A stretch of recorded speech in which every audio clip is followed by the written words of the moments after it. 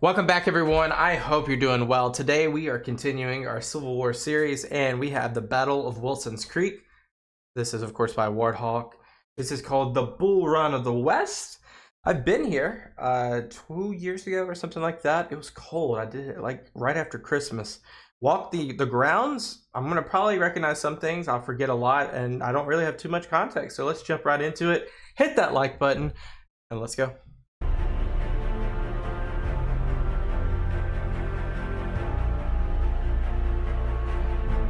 The reign of perfect terror has commenced. When the Civil War began with the first shots fired on Fort Sumter, the border state of Missouri had already seen its fair share of conflict during the Bleeding Kansas border war between the abolitionist Free Staters of Kansas, Thanks to Mr. Jim Brown and company, and the pro-slavery Jayhawkers of Missouri from 1854 to 1861. It's crazy that Jayhawk means pro-slavery, and the University of Kansas is called the University of Kansas Jayhawks. Interesting. Now, Missouri is caught in its own state of civil war, as half of its population supports secession in the South while the other half supports the Union. Missouri had been admitted into the Union in 1820 as a slave state in accordance with the Missouri Compromise, with the state's heavy pro-slavery population sympathetic to the Confederate cause. President Lincoln makes the objective of securing control over the border state of Missouri a top priority for the Union Army. On April 20th, 1861, a large company of secessionists from Clay County in the Missouri State Militia, led by Colonel Henry Lewis Root, and a Jackson County militia company captained by John H. Murray of Independence, about 200 men in all, forced their way into the Liberty Arsenal, seizing armaments and munitions from the Federal Supply Depot. This leaves the St. Louis Arsenal as the only other federal installation in the entire state. Soon, Union Army Captain Nathaniel Lyon, an ardent abolitionist with a fiery determination to keep Missouri in the Union, begins raising federal regiments of volunteers, consisting mainly of pro-Union German immigrants for 3 months' service. The next major incident in Missouri occurs on May 10, 1861, in the city of St. Louis.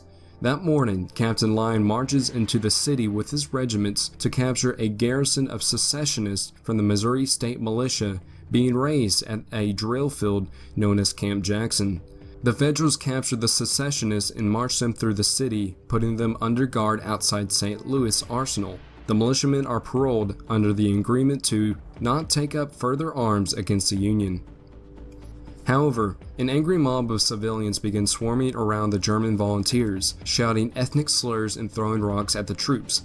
Things escalate out of control when Captain Lyon is knocked unconscious by a buck from his horse and the German troops become nervous.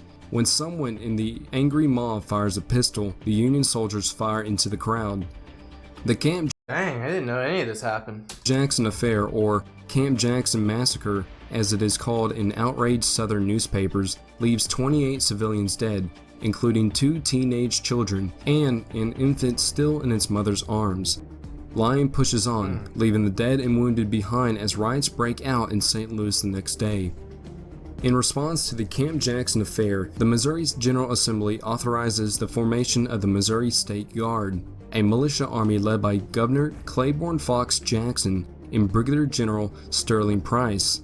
Its purpose is to protect Missouri from invasion. However, its ranks draw heavily from the region in northern Missouri dubbed Little Dixie for its strong pro-Southern sentiments. By mid-May, divisions of Missouri State Guardsmen are organizing across the state.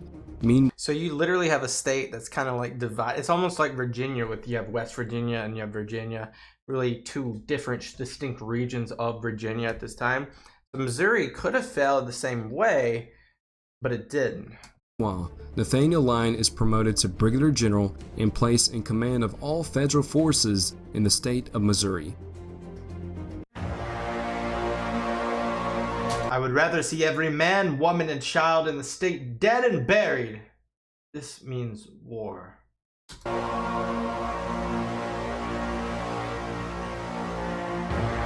Then what? This is obviously coming after something that's said, or some sort of like statement, rather than go into the Confederacy, is what I'm going to guess. On June 11th, General Lyon meets with Governor Jackson and General Price to resolve the disagreements peacefully. However, the talks soon turn into arguments, with Lyon angrily threatening Price and Jackson. Ultimately, the talks lead to the collapse of the Price-Harney truce that held up for a month. Price and Governor Jackson flee for Jefferson City, and the next day, the governor calls for 50,000 volunteers to defend Missouri from the Union Army. Thousands of additional men soon answer the proclamation and enlist in their local districts and divisions of the state, greatly bolstering the Missouri State Guard's numbers. Wasting no time, Lyon splits his army of the West and sends a column under Colonel Franz Sigel, a prominent German-American officer, to Rolla in order to secure the rail and telegraph lines. Meanwhile, the remainder of Lyon's army travels up the Missouri River by steamboat, a first in the Civil War. 4 Interesting. days later, Lyon's troops occupy the state capital and he installs a new pro-Union governor. But exiled Governor Jackson has escaped upriver with some 400 state guardsmen to the fairgrounds outside Boonville. Here, the two armies will engage in their first battle. But Sterling Price has fallen ill, and the inexperienced Governor Jackson takes command. The First Battle of Boonville on June 17th ends in a disaster for the Missouri State Guard. General Lyon's well-drilled artillerists quickly send the State Guardsmen into a panic retreat in what will be dubbed the Boonville Races by Northern press. Jackson's Missouri State Guard forces flee south towards Lamar, This is where they're going to start going towards Wilson's. merging along the way with two more divisions from Lexington. Price, having regained his strength, rides further south in the hopes of finding aid from the only people he knows can provide it, the Confederates. In just 30 days, Lyon's aggressive actions have secured Union control over Missouri's rivers and railroads, and he has cut off Price's army from northern Missouri and Little Dixie. Lyon has also effectively scattered the rebellious elements of the Missouri State Legislature, but the general is not content. He wants to destroy this army that has dared to defy him, and ambitious Colonel Franz Sigel is all too willing to oblige. Having already seized Rolla and Springfield, Sigel moves west, hoping to cut off the Missouri State Guard's retreat. But thanks to their early rendezvous with Price, the Missouri State Guard now outnumbers Sigel 4-1. At the Battle of Carthage, or Battle of Dry Fork on July 5th, Sigel is forced into an embarrassing retreat east to Springfield, where his army merges with Lyon's advancing column a week later. The Missouri State Guard continues south to Cowskin Prairie, where Price begins to mold them into a well-trained, well-disciplined army. Meanwhile, in the northern region of Arkansas, 5,000 troops of the Confederate Army under Brigadier General Benjamin McCulloch encamped just a few miles from Price's Missourians across the border. A former Texas Ranger, McCulloch doubts the fighting spirit and abilities of Price and his ragtag Missouri State Guardsmen, but a Confederate Missouri is enticing. Yeah, you'd rather have a buffer between the Union than a border state of Arkansas.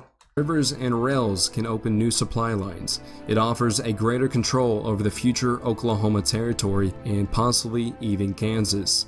It also provides a wall of defense for the state of Arkansas.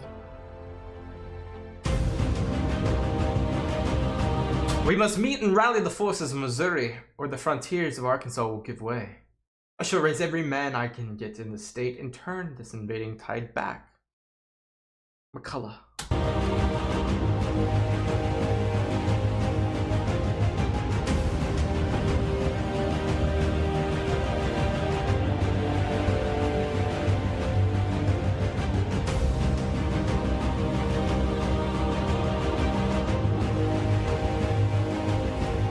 At Cassville on July 29th, McCulloch successfully merges with Price's army, and together with the Arkansans of Brigadier General Nicholas B. Pierce, they formed the Western Army.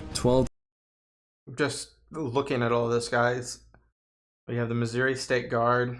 This is the Western Army, aka the Confederates. We have the Arkansas State Troops. We have cavalry units, some battery, some regiments. McCulloch Western Army. I guess that's also called Western Army. Some infantry, some mounted rifles, some mounted, which is, I guess, cavalry, but in a different wording. Then Missouri State Guard, you have 4 infantry units. Then you have some 3 cavalry units, have a battery and some other stuff as well. And then you have a lot of cavalry. You have a lot of cavalry.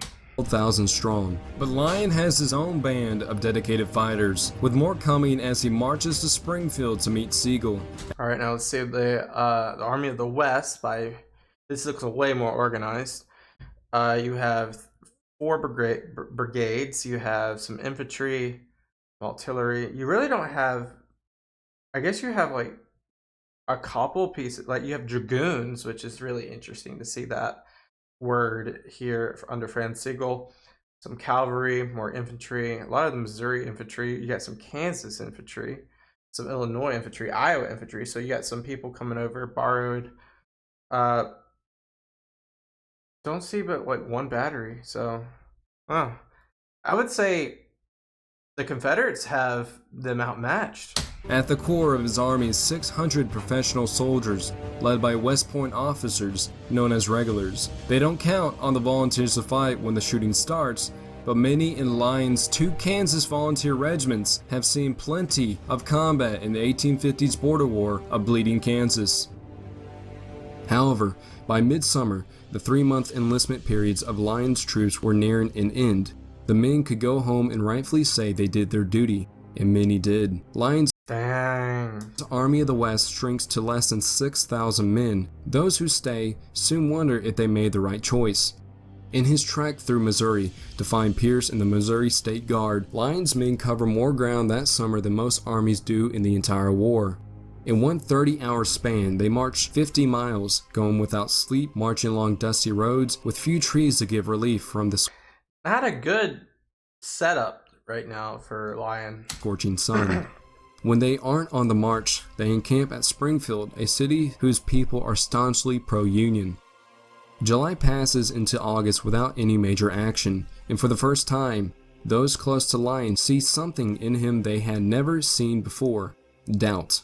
The latest intelligence This is not looking good for the Union. Relayed by telegraph, another first in warfare, suggests that he is badly outnumbered. He had recently been demoted as Union commander in Missouri, replaced by politically connected and popular Brigadier General John C. Fremont, who now wants some of Lyon's regulars for the fight in the East. And with the embarrassing Union defeat at the Battle of Bull Run in Virginia, the pressure for a decisive victory is weighed upon Lyon. Meanwhile, the Confederate Western Army has learned to adapt to the conditions where supply lines are few and far between. They live off the land and march on their stomachs, and it is 12,000 empty bellies that lead them into a valley 10 miles southwest of Springfield. The valley. I remember being in a valley when I was at Wilson's Creek. They're there. Crops and livestock are plentiful. Corn, oats, wheat, sweet potatoes, just to name a few. There are 250 hogs here and 100 head of cattle. A meandering water source also provides relief for the men and animals during this dry, hot August. I know that one of the most prominent, I see it right there. There's a Ray house that I went to. I don't know if it's the exact same Ray house that's there now, but there's 3 or 4 different engagement zones in Wilson's Creek that we'll see today.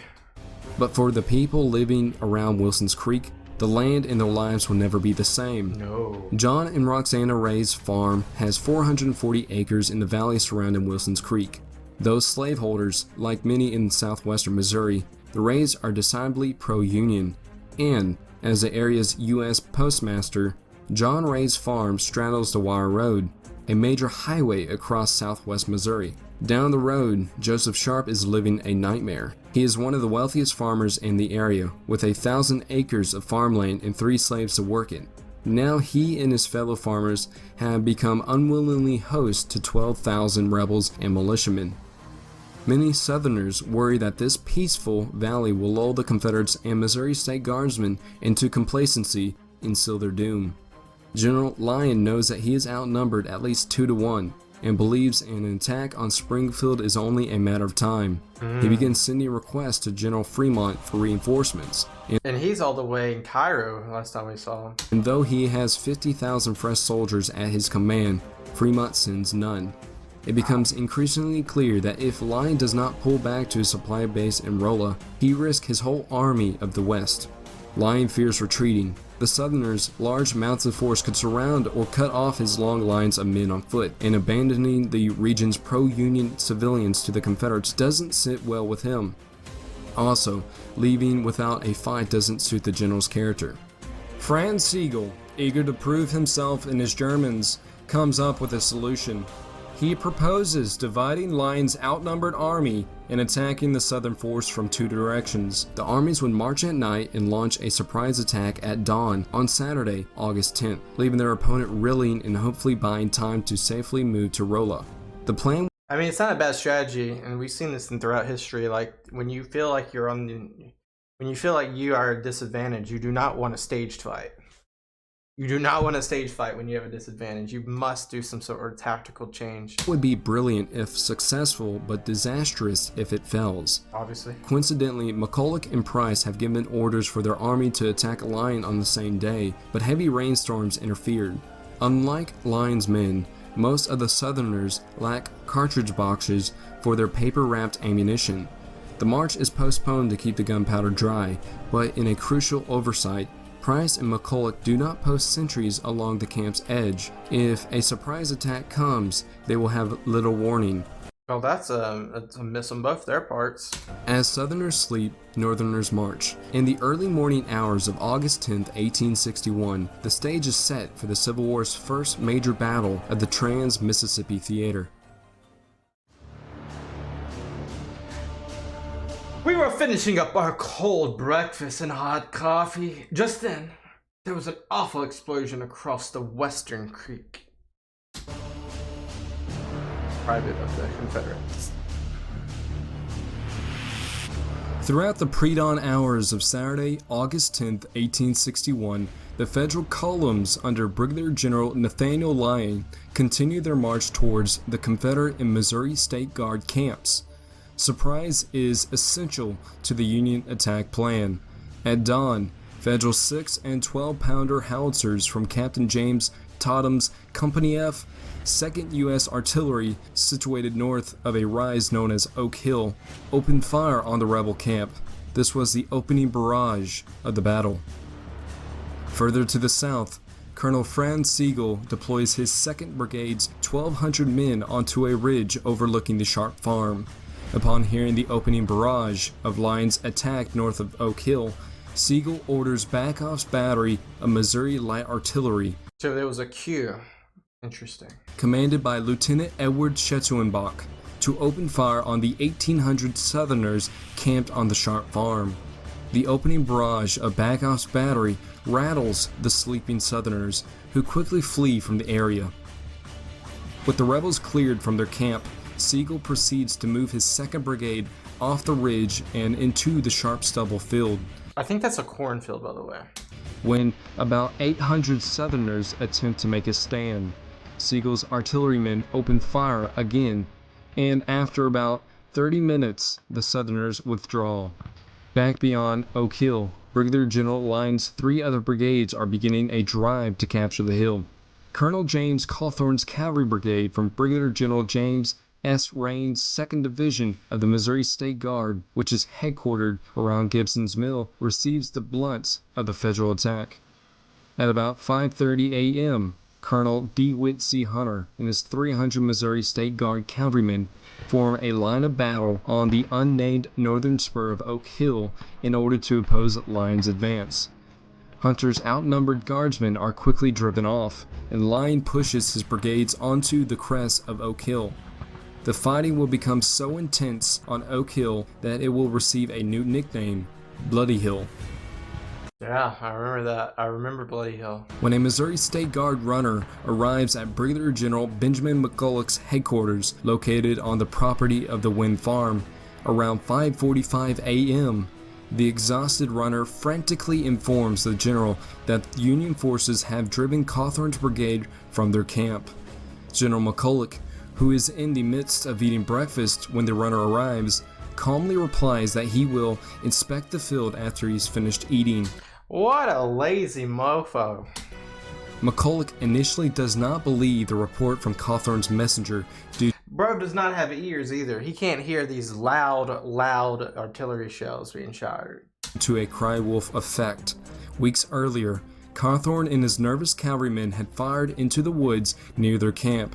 Okay, so, bro, you just said that we were going to march today, and you have no suspicion. Either this is a lousy reporting of the incident, or McCulloch is literally just not that guy. When they believed they had heard Federals nearing, only to find they had been spooked by nearby deer. There's another reason why McCulloch initially doesn't believe the report. The general's headquarters is situated in an acoustic shadow, meaning that Oh, okay, so you're giving me some context, so I don't have to think you're so incompetent. That's okay. It's just hard for me to believe that you're an acoustic shadow for these 6-pound shells. that the sound reverberates differently from this position, and he is unable to hear the opening barrage when it is fired. Okay. It is only after a second messenger arrives and confirms the first report that Brigadier General McCulloch springs into action, riding to Edwards' cabin where Brigadier General Sterling Price is headquartered to confer with his Missouri State Guard counterpart. Generals McCulloch and Price soon formulate a plan to counter the Federal attacks to the north and south. The two generals' quick response to the Union attack will help them reorganize the routed Southerners retreating from their camps for an efficient counterattack. Meanwhile, Brigadier General Lyon's 3 brigades have been forming into line of battle on the crest of Bloody Hill. Totham's battery is also unlimbered and firing down into the Southern camps to the south. As the Southerners retreat and rally on Brigadier General McCulloch, one Arkansas battery of 6-pounder smoothbore howitzers, the Pulaski Light Artillery, unlimbers to the east of Wilson's Creek near the Wynn House, where they distract Totham's guns with heavy counter-battery fire. The fire from the Pulaski Light Artillery keeps the Federal advance from Bloody Hill in check. This also helps buy time for General Price's infantry to form a line of battle on the southern slope of the hill. Yeah, like they're gonna be fighting uphill, and I've been on this hill, and I know that slope. It's not this hill. It's kind of like, it's almost like a 45-degree angle, just continuously all the for a few 200, 300 yards. So like these Southerners are at a huge disadvantage fighting uphill. They do have numbers though. The first Southern counterattack on Bloody Hill begins at approximately 6:30 a.m. Brigadier General McBride's 7th Division of Missouri State Guardsmen forms its line of battle and charges uphill.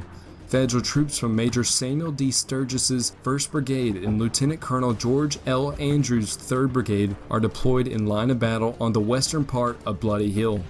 Due to the rough terrain, the 2 lead regiments, the 1st and 2nd Missouri, had become split by a ravine in the hill. And one really good important note there is the rough terrain. And there's the advantage that the Southerners have, they have so much cavalry, but I don't know too much about cavalry warfare, but what I do suspect is this is not a ideal environment for this cavalry. Like, look at them, they're just like huddled at the foot of the valley, because what is these horsemen supposed to do? Charge uphill? Now they will have more haste than an individual, but these are huge beasts that are going to just take up so much real estate in the air that it's easy targets, and it's not ideal for these horses. When the first Southern attack rushes uphill, the Missourians are unable to lay down an effective volley. Instead, fighting becomes piecemeal on both sides of the ravine. Eventually, however, the Southern counterattack falters and they fall back down the hill. Sturgis reinforces his right flank with the 2nd Kansas, while the regulars from Major Frederick Steele's 2nd U.S. Infantry help bolster the left flank. At about 7:30, a second rebel attack is launched up the hill. This one is equally bloody and marked by close quarters bayonet and hand-to-hand combat. Wow. This too, however, is eventually repulsed. Bloody Hill's nickname is becoming evidently clear as bodies pile up on the southern slope of the rise. With Southern reinforcements continued to stream into the fight at Bloody Hill, many of the Federals, Lyon included, were asking the same question: where are Sigel's men? Further south, Colonel Franz Sigel was moving his 2nd Brigade further north when suddenly, at 8 a.m., he halts his advance at the Sharp House. Sigel deploys his troops on either side of the Wire Road and waits.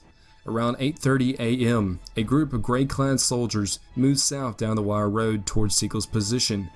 With early reports informing Sigel of the Federal advance on Oak Hill, Sigel assumes that these soldiers are the gray-uniformed Kansas Greyhounds of the 1st Iowa, part of Lyon's force. He is mistaken. They are soldiers of the Confederate 3rd Louisiana Infantry Regiment. Golly, like, talk about a camouflage. Supported by Missouri State Guard and Arkansas troops. The Southerners, aided by 2 artillery batteries, pour a deadly fire onto the Union ranks. Sigel's Germans are rattled by the heavy musket fire, and soon men begin streaming off the field. This turns into a complete rout, with Sigel leading the column in full retreat. The defeat of Sigel's 2nd Brigade marks a major turning point in the battle. So polar opposite things happening at polar opposite places of this battlefield. Like the Union struggling here, but they obviously have the high ground on Bloody Hill, and they face way more people on the Bloody Hill. So like Sigel, it did not work out here for him. As the Southerners can now focus all their attention on Lyon's understrength brigades on Bloody Hill.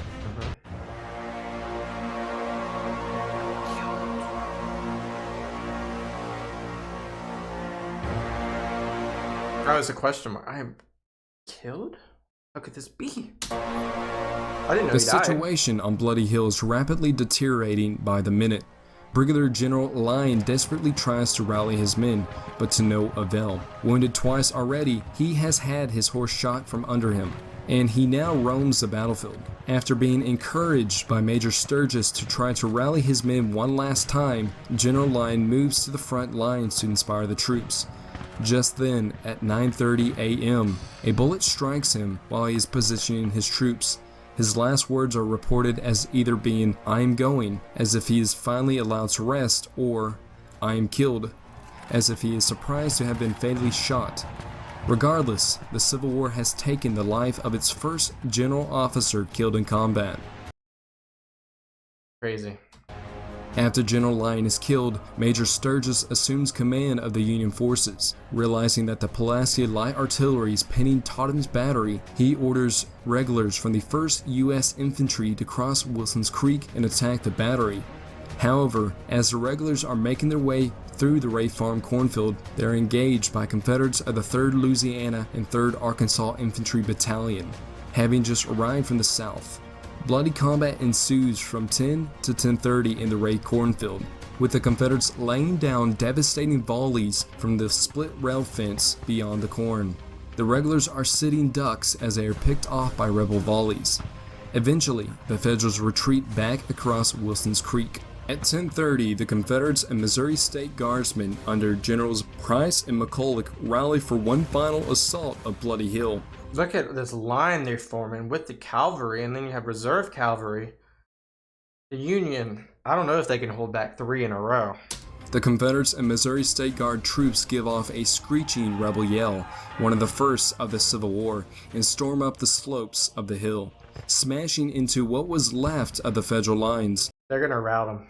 The Southerners clash with the Federals in brutal, bloody melee combat. Finally, realizing their position is lost, Major Sturgis orders a retreat. By 11 a.m., the Southerners have captured Bloody Hill at long last. Are they gonna capture some men too? The shattered Union forces from the Army of the West begin a general retreat towards Springfield. The Battle of Wilson's Creek, also known as Battle of Oak Hills, is finally over.